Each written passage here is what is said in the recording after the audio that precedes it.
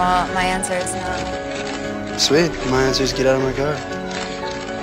It does beg the question, what has gone wrong with young Hollywood? Honest to God, what is the problem?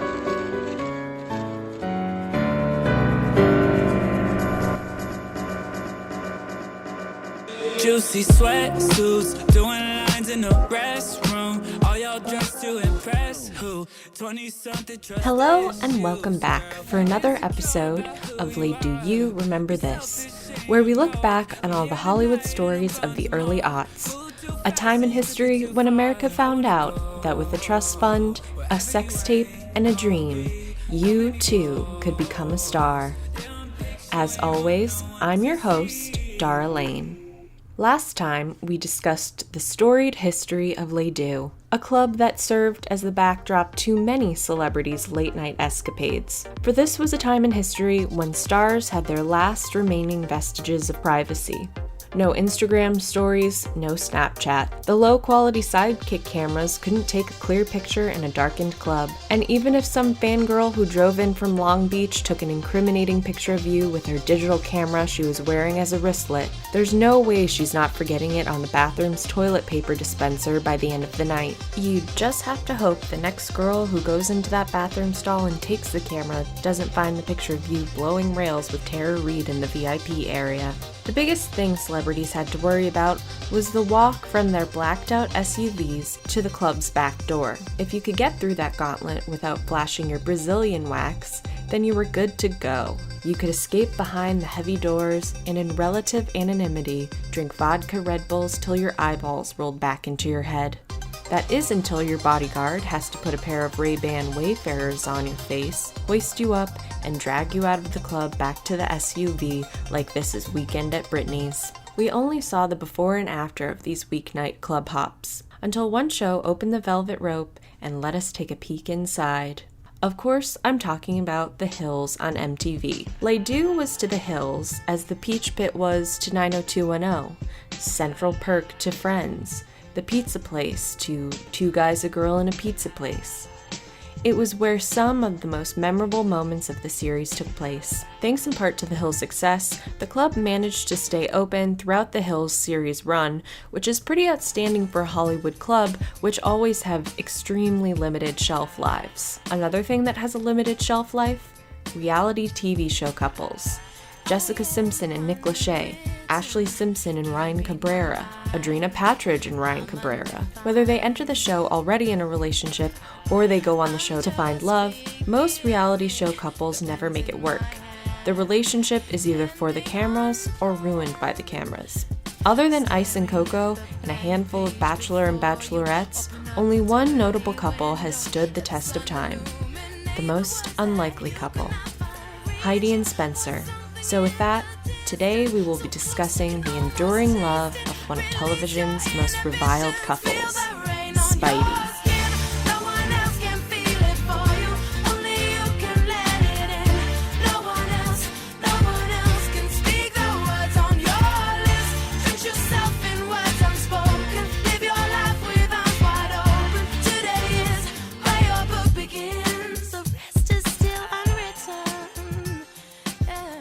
It all begins on one fateful day at the Academy of Art University in San Francisco when Heidi Montag meets Lauren Conrad at orientation. Spencer might be Heidi's last love, but Lauren was Heidi's first. Together they transferred to the Fashion Institute of Design and Merchandising in Los Angeles and became roommates. The producers of Laguna Beach offered Lauren her own spin-off, making Heidi the natural co-star. Lauren and Heidi became club fixtures around town. As Heidi puts it in the InStyle magazine Oral History of the Hills, Lauren and I mopped up the clubs all the time. We had a schedule. Tuesday and Thursday was Les Deux. Wednesday was Area. Friday was Privilege. Nobody knew who we were yet, but we still got in and got tables. Then one night at Privilege, when they weren't filming the show, Heidi locked eyes with Spencer Pratt for the first time across a crowded VIP area. Spencer was at a bottle service table, and as Heidi put it, surrounded by about 20 Playboy models. And something deep inside of her said, "This is a man of quality. Let's snatch him up right quick." Spencer was best friends with Brody Jenner, who Heidi knew through Lauren. Heidi had her in, and she knew how to set herself apart from the bevy of models. Her dance moves. At 17, Heidi had spent 6 months in Italy, perfecting the art of dirty dancing in European clubs. Listen, Heidi went through some tough, dark times, but at least she made it out of Italy without being Amanda Knoxed. It always could be worse. So Heidi makes her way over to Spencer and puts her thing down, flips, and reverses it, and after that, she knew it was love. I pretty much told everyone I was going to marry him and I loved him, Heidi says. Everyone thought I was crazy. But after that evening, Heidi and Spencer went their separate ways for the time being. Then the first season of The Hills began to air. As Spencer put it, one day I was kicking it at my mom's house and her friend said, "Have you seen this show? This girl's so cute." And it was Heidi. The trippiest part is that I didn't even make the connection that I had already met her at Privilege. So apparently it was not as pivotal a meeting as it had been for Heidi. At this point, Spencer had been an executive producer on the canceled reality show Princes of Malibu, starring Brody Jenner. One of the other producers, Sean Travis, was also working on The Hills, and Spencer saw an opportunity. Spencer called up Sean and asked if he could get Brody and Spencer on the show to, quote, turn things up. Sean said no, so Spencer took matters into his own hands. Spencer called Brody and told him they had to spend $30,000 on a table at Area and make a scene next to the table the girls were occupying. They started actively going out to clubs to find the Hills girls and ended up getting on the show through osmosis and sheer will. Eventually, Heidi and Spencer began to date, and sometime in 2007, there was no choice but to offer Spencer a paying role on the show. And it was the best thing that ever happened to The Hills.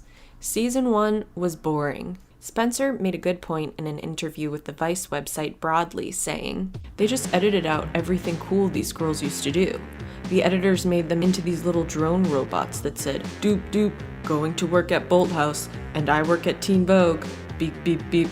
It didn't seem the producers were really gunning for any sort of gripping plot. For a show that ended up being largely fake, they really didn't test their imaginations by coming up with a single storyline of any substance.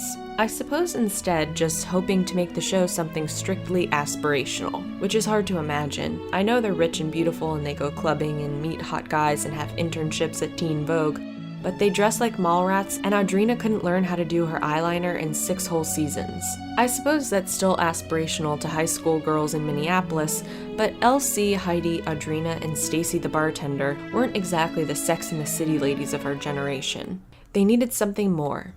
They needed a real villain. Once he started getting featured on the show, Spencer quickly started carving out this role for himself. He's not coy about it. He just goes full psychopath from the jump.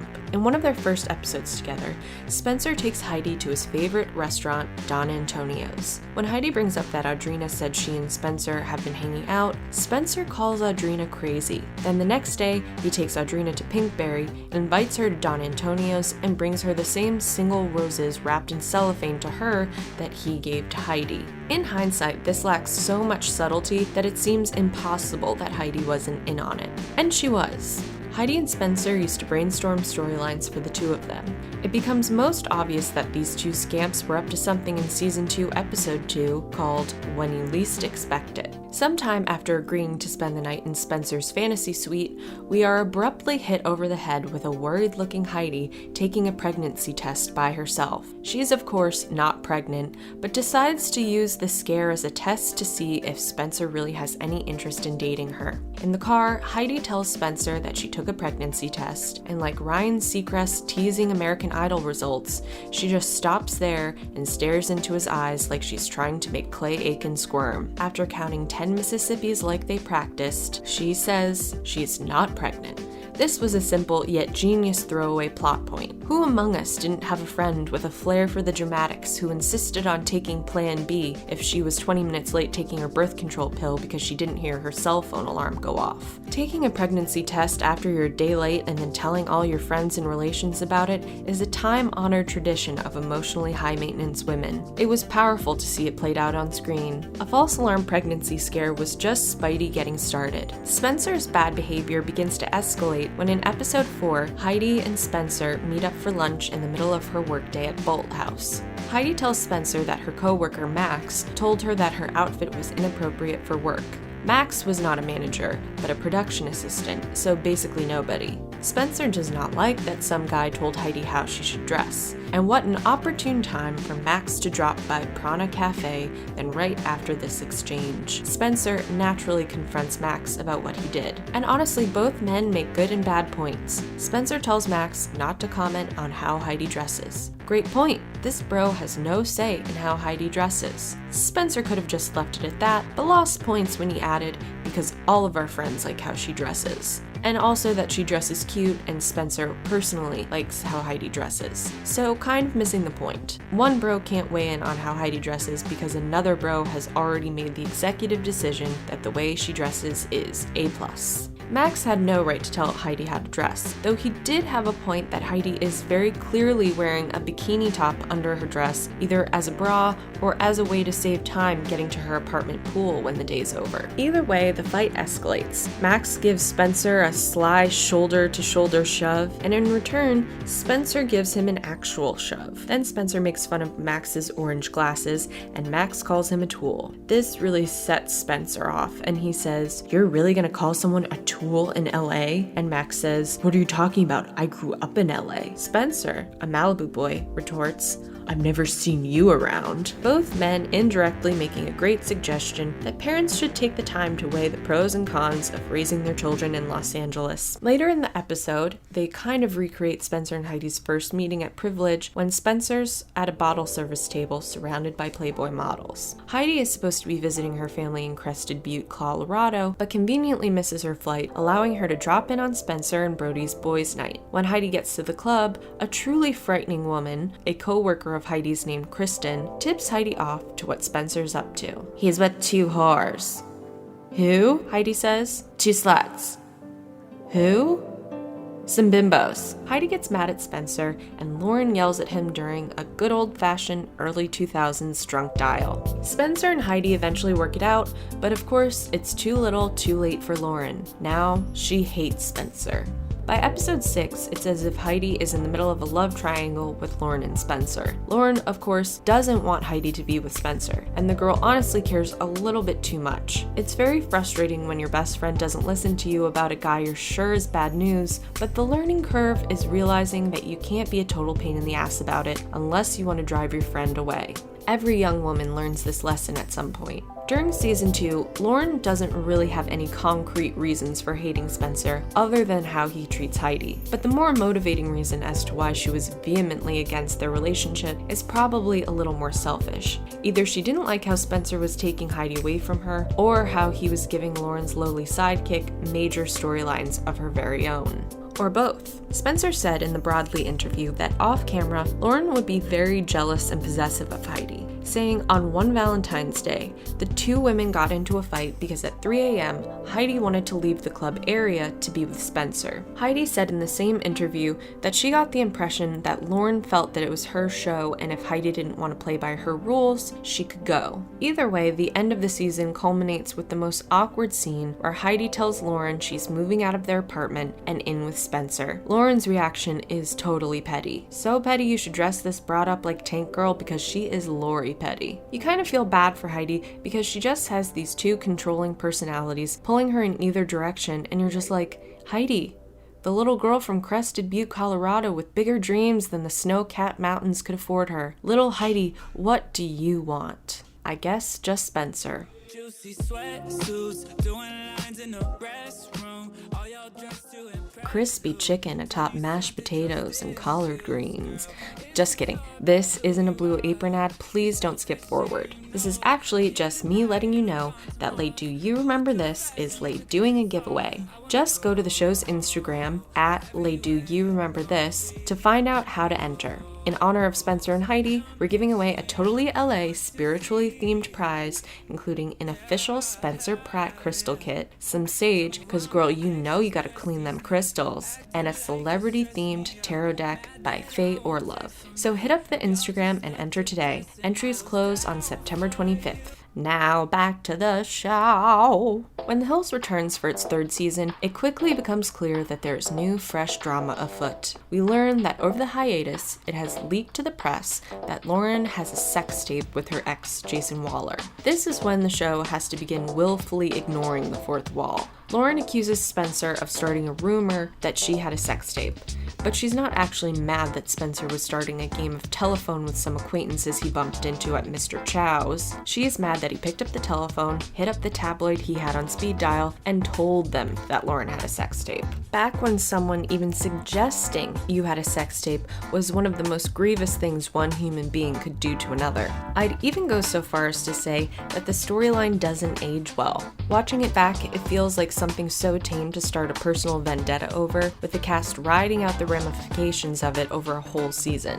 If that happened now to a reality star, the plot wouldn't have legs. I mean, on Vanderpump Rules, Jack starts a rumor that he walked in on his girlfriend having oral sex with another woman, which she vehemently denied, and even that didn't lead to the end of their relationship. It also wasn't a storyline the cast could dine out on for more than 5 episodes. Reality shows sure have changed in the last 10 years. Remember when hitting another cast member could get you thrown out of the real world house? Simpler times. Anyway, in the first episode of season 3, the villainous image of both Heidi and Spencer are solidified when at Les Deux, Lauren confronts her former best friend. Heidi tries to shirk any responsibility for or knowledge of whatever Spencer may or may not have done in this famous scene.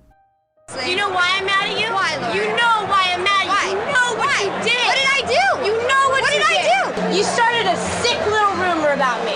I didn't start any Oh, rumor really? about you. Nothing? No. You're sad with that. But of course, Heidi had to be aware of what Spencer was doing when he did it. And even if she didn't know at the time, when she found out, that should have been grounds for dismissal. In episode 14, Lauren asks Heidi, "How do you go to sleep at night next to someone knowing they can do terrible things to someone?" Which is a great question. But I think Heidi, especially at this point, felt that everything they were doing was acting, while Lauren was taking it all seriously. What Spencer did to Lauren wasn't the real Spencer. It was the Hills villain Spencer. It was the guy helping along the ratings for Lauren's show. In that same episode, Lauren says that Spencer hates her and scoffs when Heidi says he doesn't. But I saw a genuine flash of surprise over Heidi's face that Lauren thinks that. It's almost like Heidi drops the Hills Heidi and is speaking as real Heidi. Like, she's just realizing that Lauren isn't in on the same game as they are. I'm probably reading into it. But as we know, this becomes the definitive end of Heidi and Lauren's friendship. As the seasons go on, Spencer and Heidi become more isolated from the rest of the cast, or I guess you could put it nicely and say their bond and relationship got stronger. It's all really surprising from where season 2 started. Spencer presents himself as this cad you could never imagine being sincere when he tells Heidi he wants to marry her. He goes to Colorado and swears up and down to Heidi's family how committed he is to her. You're waiting for the other shoe to drop, and it never does. Even today, a little more than 10 years after they met, the other shoe still hasn't dropped, and it was looking pretty bad for a while. Surely you remember how the rest of the Hills carries out for the couple. Spencer and Heidi go missing for a few days to fake elope. Then Spencer proposes again on a Ferris wheel, and they get fake married in a courthouse in season 5. Halfway through season 5, Lauren leaves the show, and our new protagonist is now Kristen Cavallari, a Laguna girl who might have had a coke problem, who grew to be an LA woman who doesn't vaccinate her children. Coke is fine, but the polio vaccine isn't. Got it. Anyway, the season ends in 2009 with Heidi and Spencer's big actual wedding. Lauren begrudgingly makes a cameo after the producers lock her in a basement for 2 hours. This is true. Apparently the wedding was 2 hours late because the power in the generator went out in the church, so the producers locked her in the basement with a security guard. It's hardly worth it because every shot of her looks like there's someone behind her with a gun to her back telling her to smile and look interested. Despite the big wedding and Lauren's brief cameo, the ratings for The Hills continues to nosedive. Spencer tries once again to take matters into his own hands when he probably should have just been jumping ship, finding new opportunities for him and Heidi. Things start spiraling quickly as their once hit TV show starts to slip away, taking fame and fortune with it. It was at this vulnerable time that a plastic surgeon offered to do 10 plastic surgery procedures on Heidi at once for free. At first, Spencer doesn't want her to do it, but eventually they both agree to it. The line between Heidi and Spencer, the characters, and the real people has blurred. Heidi gets a mini brow lift, Botox in her forehead and frown area, nose job revision, fat injections in her cheeks, a size F breast augmentation, butt augmentation, lipo on the legs and waist, lipo on the neck, a chin reduction, and her ears pinned back. She was ridiculed and made fun of for getting all these surgeries because, of course, this was 2009 when no one had an ounce of compassion for any female celebrity. In reality, it's kind of heartbreaking that Heidi would do this. She was only 23. This doctor preyed upon Heidi, her fame, and her insecurities. In interviews, she says she did it because on the hills, she was the least attractive poor girl from Colorado competing with rich and beautiful Laguna girls. To offer all of those surgeries, that's a middle-aged man, a professional, telling her she's ugly in 10 different ways. And then to convince her that it was safe to do them all in one day. Yes, Heidi should have had the wherewithal to know better, but it is so completely unethical to do what he did. The doctor died a year later when his Jeep careened off the side of the Pacific Coast Highway. So perfectly Los Angeles.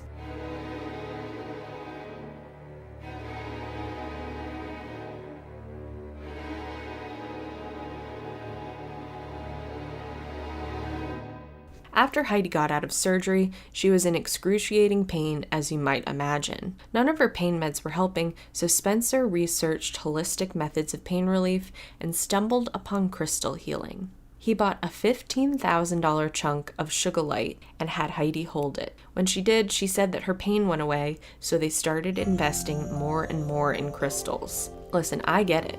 I live in LA. Once you buy one crystal, it's hard to stop. It's addictive.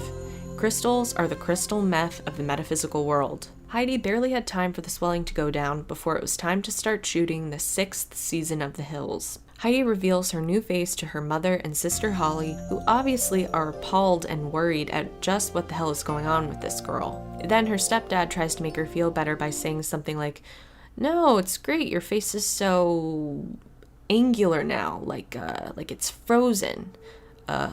It wasn't like that before." Meanwhile, Spencer starts dressing like he suddenly decided to start following the band Phish around the country in an old RV. His behavior totally spins out of control. In some interviews, he says it's all fake, but in other interviews, he says, "I was hoping I could be a wizard at that point. I was like, fuck it, I need magical powers to get out of this." And in these season 6 episodes, he does seem legitimately disturbed. Before season 6, only Lauren refused to film with him, but now the whole cast seemed over it. Then at some point, Spencer threatened to kill a producer, and the couple was officially fired. In their final episode, Spencer gets into a big fight with Brody. Spencer looks like he hasn't slept in weeks, and he's in the middle of some manic episode. When Brody walks away, a single tear falls down Spencer's cheek. At the end of the episode, the cast members all agree to cut Spencer and Heidi from their lives, signaling their official exit from the show.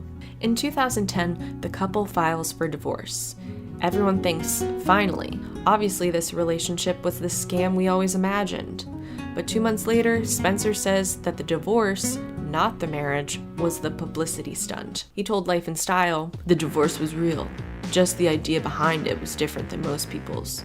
Divorcing was the only way to keep Heidi's career going because everyone hated me so much."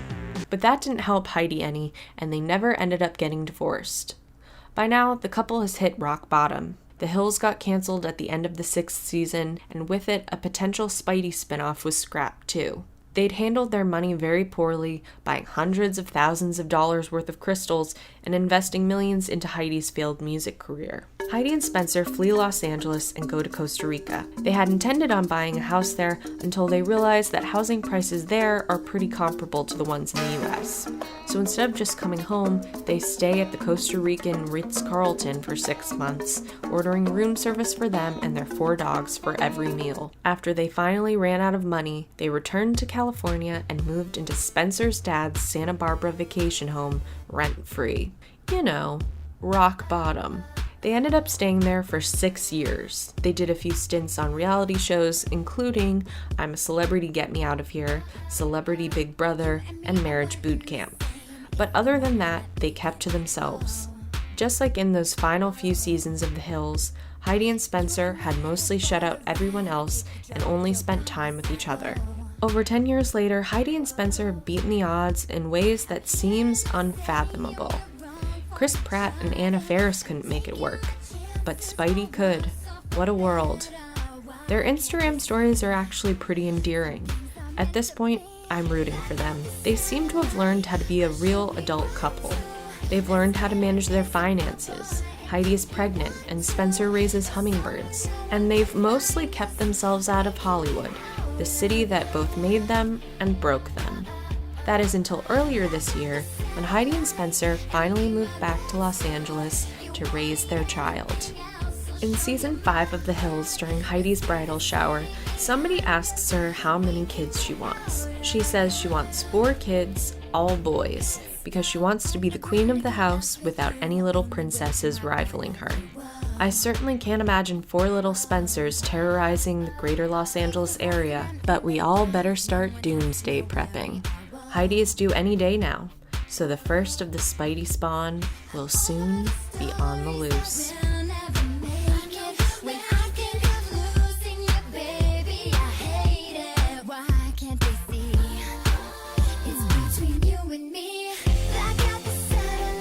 Lay Do You Remember This is researched, written, narrated, and edited by me, Darlene. If you aren't already, please subscribe on iTunes and leave a rating and review. You can follow the pod on Instagram and iTunes. And please, if you like the podcast, share it, tell your friends. It's true what they say. It takes a village to make me famous. If you have any questions, comments, or show suggestions, please email laydoyourememberthis@gmail.com. And remember to go on our Instagram and enter our giveaway. So you're invited to come back next week. We've got a table, and I've put you on the list for Lay Do You Remember This.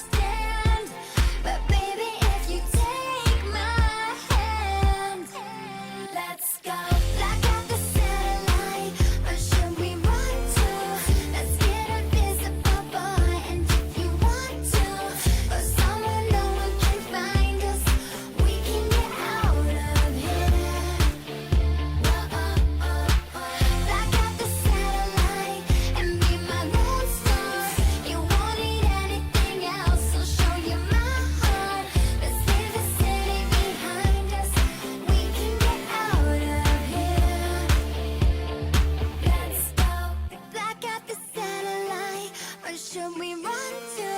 Let's get a